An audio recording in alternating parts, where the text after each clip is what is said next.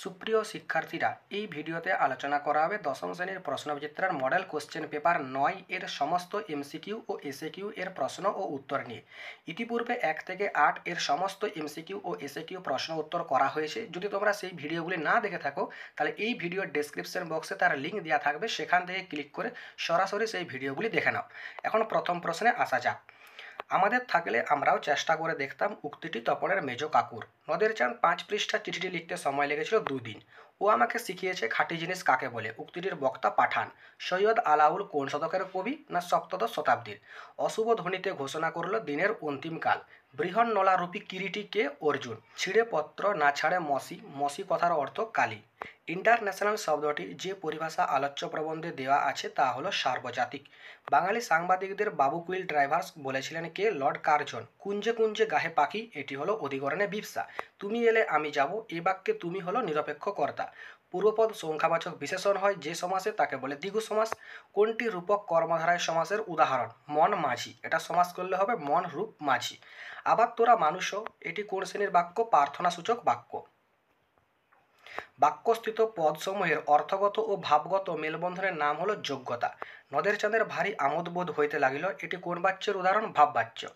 কর্তৃবাচ্যে ক্রিয়া সকর্মক হলে তার পরিবর্তিত রূপকে বলে কর্মবাচ্য। নেক্সট প্রশ্ন।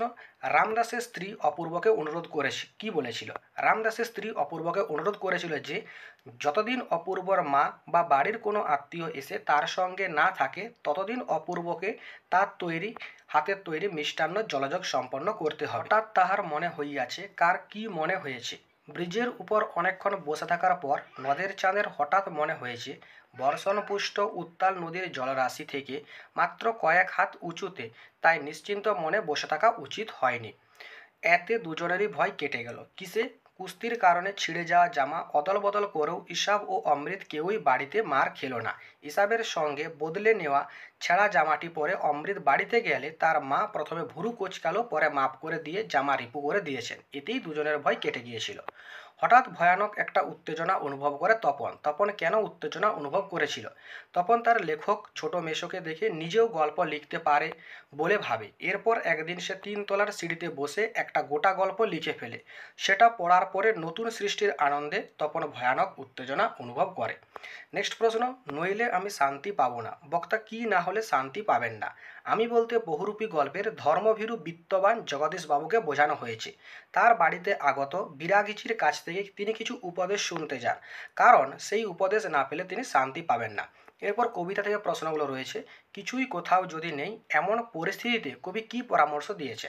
চারিদিকে সব কিছু ধ্বংসপ্রাপ্ত হয়ে গেছে, তাই কোথাও কিছুই নেই এমন পরিস্থিতিতে কবি হতাশ না হয়ে সকলকে সঙ্গবদ্ধ হতে বলেছেন।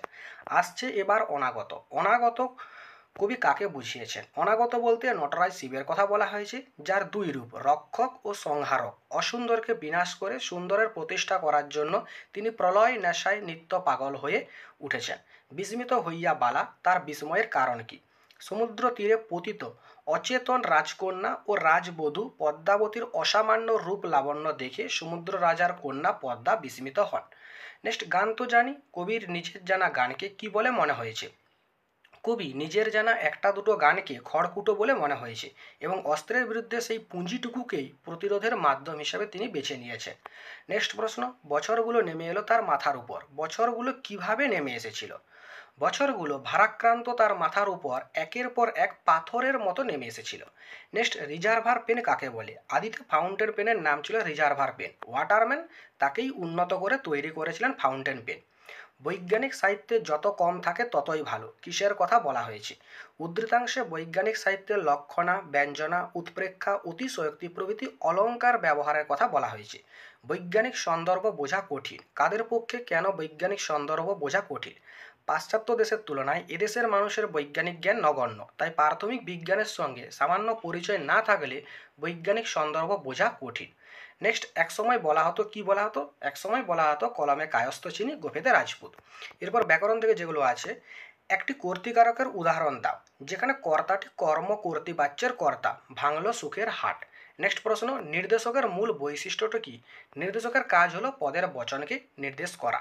আমরা ভিখারি 12 মাস, 12 মাস পদটির ব্যাস বাক্য সহ সমাস, 12 মাসের সমাহার সমান 12 মাস, এটি দ্বিগু সমাস। দ্বিগু সমাসের সঙ্গে সংখ্যাপূর্বক বহুব্রী সমাসের পার্থক্য কি? দ্বিগু সমাসে পরপদের প্রাধান্য পায় আর সংখ্যাপূর্বক বহুব্রী সমাসে অন্য পদ প্রাধান্য পায়। উদ্দেশ্যের সম্প্রসারক বলতে কি বোঝায়? বাক্যে উদ্দেশ্যের পরিচায়ক পদ বা পদসমূহকেই উদ্দেশ্যের সম্প্রসারক বলে। যেমন রবীন্দ্র পরবর্তী বরিশাল জাত ইংরেজি ভাষার স্নাতকোত্তর বিদ্যা অর্জনকারী জীবনানন্দ রূপসী বাংলা লিখেছে। মধ্যে তপন কোথা? নঙ্গর্থক বাক্যে রূপান্তর করো। এর মধ্যে তপন নেই। পরের প্রশ্ন, নতুন সৃষ্টিকে বারবার করেছিলেন বিধ্বস্ত, ভাববাচ্যে পরিণত করো।